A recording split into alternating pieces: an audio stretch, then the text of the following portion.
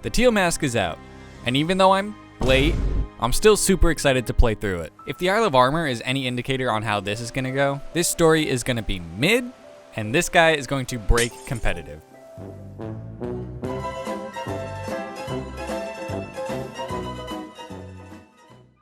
We start the game in the middle of nowhere and right away get a call from Jacques.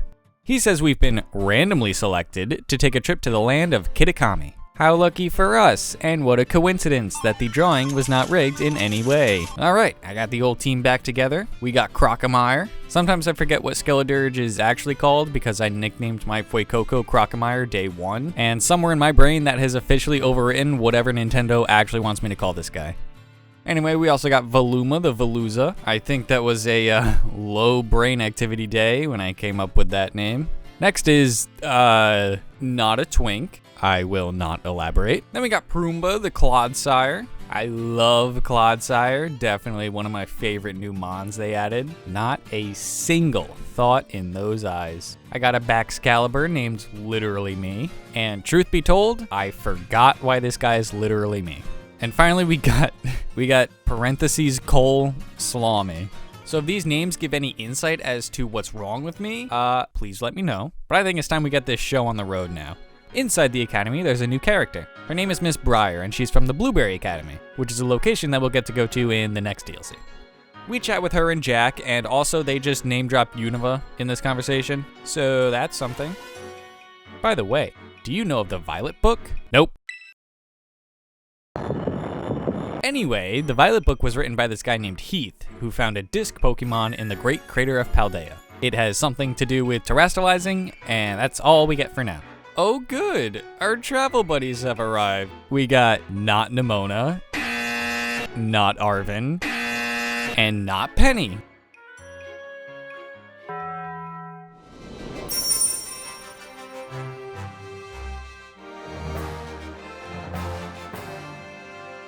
It's beautiful in a sort of beautifully bad kind of way. As soon as we get here, JC Penny's tummy is in the slummies. So we have to go on ahead and fetch the village doctor. Or I should say, we're supposed to go on ahead. But they gave us free reign to move around, so you know what that means. Running in the opposite direction. I ran into a Sawaddle, and I don't know what came over me, but I decided in the moment that this thing needed to be not alive.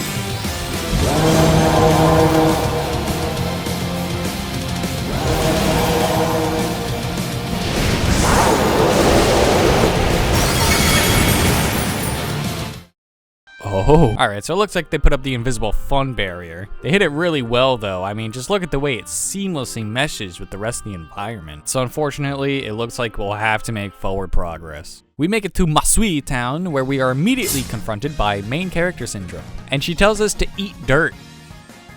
Also, she's racist. But hey, at least her song is a slapper.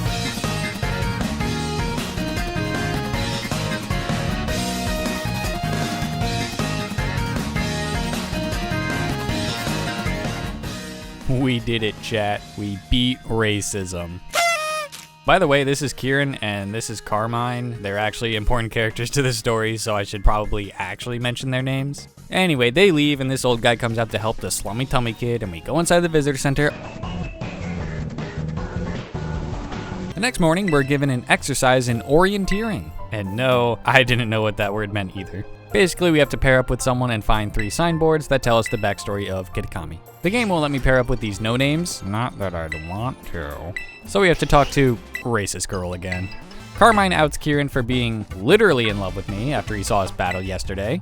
So we have to crush his dreams and beat him in a battle too, which I think may have had the opposite effect that I intended. Kieran becomes our partner and he says he'll meet us at Loyalty Plaza where the first signboard is. But on the way to the plaza, you pass through this apple orchard and there are wild applin hanging on the trees. And I just think that's adorable. Up at the plaza, Kieran meets us at the first signboard where we get the backstory on the new legendaries added. Basically, there's this one stinky ass ogre that attacked the village.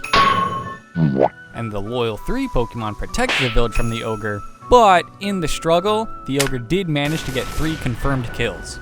And so now the loyal 3 are buried under this shrine. After we get the lowdown on the story, Kieran admits that he is also in love with the ogre. which makes me think that this kid is just incapable of hatred. So in this dialogue after the picture is taken, Kieran asks if Miraidon is a kaiju. And this bothers me. In real life, kaijus are just big monsters made for movies. You probably know about Godzilla, maybe Mothra or Barney. But in the Pokemon universe, the big monsters are the Pokemon. Are the kaiju just Pokemon in this world? Or are Pokemon just accepted as kaiju? Do kaiju movies exist in this universe that employ monsters that are not Pokemon? Because the very idea of Pokemon is that it is a monster. Where are the kaijus that you are talking about? On the way to the next signboard, I ran into Jack Attack again. He invites us to a picnic with him. Don't think it, don't say it, don't think it, don't say it. Do they know at this point, like, of all the Pokemon they could have chosen? Anyway, he gives us a mystery egg, and mine had an NFT inside. While I was exploring the area some more, I ran into a Weeping Bell, and I was very surprised to see they gave it a photorealistic lip texture. I also found this shed that sells syrupy apples that evolve Applin into its new evolution, Dipplin. We reached the next sign at Kitakami Hall, and it builds on the story of the ogre and the Loyal Three. See, the ogre had these 4 masks that gave it the power of fire, grass, water, and rock. In the fight, the Loyal Three were able to snag 3 of the masks from the ogre, and the ogre was like, hell nah, that's unfair, how am I supposed to win without my gimmicks? After we take our picture, Kieran then asks us if we want to see the ogre's home. Alright, so let me get this right. You, Kieran, think the ogre is super cool. You want to be friends with the ogre. You know where the ogre lives, and you now want to show up unannounced to the ogre's home. Alright, sure, let's go. Meeting up with Kieran outside the ogre's home, he challenges us to a battle. How am I ever gonna be able to beat you? Spoiler, you never will. We go inside to check out the cave, but ooh, there's something watching us, ooh. The sun's already gone down. I guess we'll have to save the last signboard for tomorrow. Today's the first day of the Festival of Masks over at Kitakami Hall. Against my better judgment, I'm gonna say let's go together. Are we about to kiss right now? Before going to the festival, we make a pit stop at Kieran's house and meet his grandma and grandpa named Grandma and Grandpa. They're nice and give us a pretty rad outfit and this hairstyle.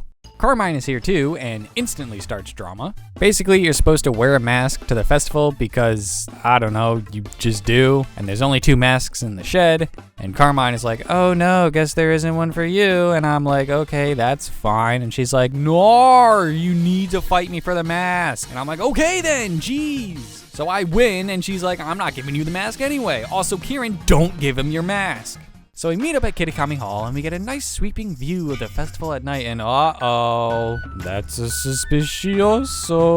We faff around at the festival for a bit, but the main attraction here is the new mini game, Ogre Oustin'. Your goal is to collect berries by popping these balloons and deposit the required amounts at these tables. The challenge comes when you have to deposit more than you can carry in your pouch at one time, at which point wild Pokemon will try and come and steal your deposited berries, where you then have to scare them away, or else you have to gather more berries to replace the ones they stole. As a single player minigame, it's pretty fun, but you can also team up with 3 other people to play together, which I can't do because none of my friends play this game. Carmine challenges us to beat her score, which I did not do. But when we return, we see something kinda weird. What is it? I don't know. I guess we should go find out. A mysterious child is staring at you. I disagree. Carmine's dominating girl boss aura scares the child away, so we chase after it and we get an actual cutscene. Wow! The creature drops its mask, gets embarrassed, and runs away. Carmen Sandiego then continues to mistake the Pokemon with legs of wood and stars for eyes for a human child. Kieran comes over and is all like, hey guys, what's going on over here? And Carmine goes, so Kieran's like, fine, jeez. Even my character is like, what are you on? See, Kiki really likes the ogre. Like, really, really, really likes it. Yeah, I know. So if he found out we'd seen the ogre without him, I guess I was afraid he'd feel bad, you know? Oh, okay, no, yeah, you handled that situation perfectly then. I'm getting out of here. Carmine harasses us frame 1 on waking up. Just because we didn't agree to meet doesn't mean you get to keep me waiting. Can I go back to sleep? She tells us to visit her grandpa to talk about what we saw last night, so we head on over there, and Kieran comes out right as we arrive. Would you like to guess how Carmine reacts to Kieran existing at this moment? If you guessed with hostility, good guess. So, Kieran gets ejected again, and we show the grandfather the Teal Mask Ogrepon dropped at the festival. To which he goes, "Let me tell you the true story, as passed down through our family for generations. Yes, you, person who has been in our town for 2 days. You must never speak of it to others, especially strangers." A long, long time ago, a man and an ogre came to Kitakami from a foreign land. But the people of the village were really racist and were afraid of the man and the ogre, who looked so different from them, and so they refused to let the travelers come anywhere near the village. The man and the ogre were like, "That's cringe," and went into the mountains instead. There was only one villager who pitied the two travelers, the village mask maker. He made several masks for the man and the ogre. By wearing these masks, the travelers could hide their true faces and mingle with them stanky-ass racist villagers. They started secretly joining the village festival. The villagers, with their lack of object permanence, loved the masks and did not recognize the massive 7-foot man and tiny Pokemon ogre. However, a group of greedy Pokemon soon made their way to the land of Kitakami. These Pokemon sneaked into the cave in which the man and the ogre lived and tried to make off with the masks, which were carefully stored away. He managed to hold onto one of the masks, but he was not strong enough to protect them all. The Pokemon stole the other 3 masks. Several hours later, when the ogre returned to the cave, all that was left were the signs of a struggle and a teal mask. The ogre donned the mask and went down to the village to clock the shit out of the other Pokemon. It found the greedy Pokemon there, gloating over their stolen masks, and literally killed them. Of course, the villagers had no idea what was happening, nor why. All they saw was the raging ogre, and they felt great fear. The villagers thought the 3 Pokemon had fallen trying to protect the village from the ogre. To honor their sacrifice, the villagers named them the Loyal 3 and interred them with care. Wounded and weak, the ogre returned to its cave, alone and with great sadness. Upon hearing this story, Carmine immediately wants to tell everyone in the village, but her grandpa is like, "Nah, they wouldn't like that. If they found out the truth that the Loyal 3 were bad, how would they react?" I don't know, man. Apparently back then, the mask maker tried to defend the ogre, but the village called him a heretic. Okay. Also, he hasn't told Kieran yet, and we're not supposed to either for some reason, but oh no, he was there the whole time. We give the Teal Mask to the grandfather so he can fix it, and we find Kieran, who asks us what we were talking about. Our options are to lie or lie. So we do, and he's like, and tells us he'll meet us at the next signboard. Why? Why'd you lie to me? I was not given the choice, man. Several hours later, we make it to the final signboard. Kieran appears and challenges us to another battle. Oh, is he about to knock me out? Let's just get this over with. This sign is boring. It just says don't go outside at night because the ogre will kill you or something. Oh, he is pissed. The next morning, we meet up with Carmine again and learn that we have to find a crystal cluster to fix the Teal Mask. And I know what you're wondering. Is Carmine going to verbally assault Kieran the second he leaves the house? I know no one was actually wondering that. But yes. So we meet Carmine at the crystal pool, and listen, I know you've heard people complain about this game's performance 1,000 times before, and I'm not saying anything that hasn't already been said, but man, it's really bad up here. Carmine tells us she's lost in the sauce, and then we get jumped by a melodic. Carmine knocks it out while I pretend like I did anything in this fight, and we get what we came for. After the fight, Miss Briar finds us at the top of the mountain, and now that I'm seeing her again, something is definitely giving me an evil vibe. Maybe it's the eyes or her insistence on going places she's not supposed to be, but there's certainly something suspicious going on with her. Speaking of suspicious people, turns out Kieran has stolen the mask we gave to his grandfather. So now we have to chase him to Loyalty Plaza, where he reveals he knows the true story about Ogre Pond, and then proceeds to have a mental breakdown. Being the caring and gentle friend that we are, we kick a struggling kid while he's down. Oh my god. After all that, he gives us back the mask, and then something crazy happens. The shrine explodes. That's right, the boys are back on the streets. Kieran punched the shrine so hard, it woke up the Loyal 3 from the dead. But remember, these are actually the bad guys, so we have to stop them. We chase them to Kitakami Hall, where it turns out the villagers gave the Loyal 3 the other masks that they stole when they were alive, and they gave them food. But honestly, if you see it from the villagers' perspective, this is the equivalent of like God, Jesus, and Jerma coming to your doorstep and asking for food and guns. And what are you gonna do? Say no? Anyway, they went up the mountain, so we chased them again, and oh no, stop that. So we kick the monkey, and they run away again. And I'm running out of ways to transition into the fact that 90% of the objectives in this story are to go from point A to point B, which isn't necessarily a bad thing, but it's hard to make it all sound interesting. Hello? So once we find out where all three are hiding, we just have to track them down and take back what they stole. Oh, big monkey. Yeah, they're all big now, even though they weren't like 2 minutes ago. Either way, they still all lose, and Ogre Pond is happy to get her stuff back.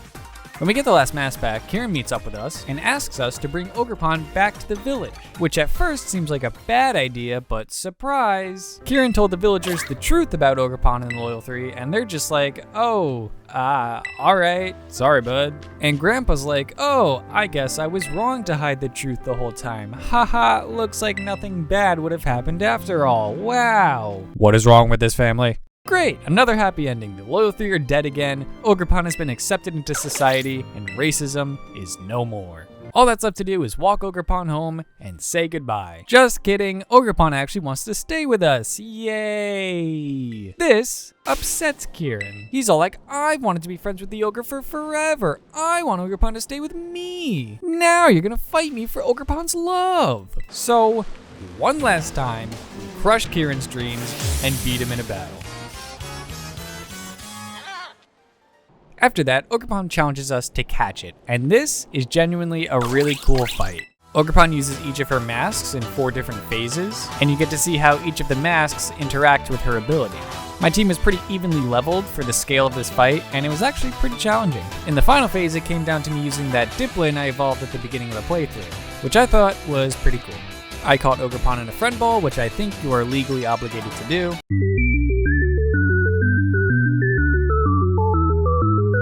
Kieran has one last mental breakdown, and we all go home. That's not the end though, because we have one last objective, and that's to fight Carmine using Ogre Pond in our party. Once we finish up with that, we get called back into town, where it's announced that everyone from the Blueberry Academy has to go back. And something about the lighting in the scene really makes Ms. Briar look like a villain. I'm calling it now. Next DLC, this lady is going to try and kill us or something. And speaking of villains, the final scene of the story shows Kieran brooding in his room, swearing vengeance on my name with a sinister grin to go along with it. So who knows, maybe he'll try to kill me too.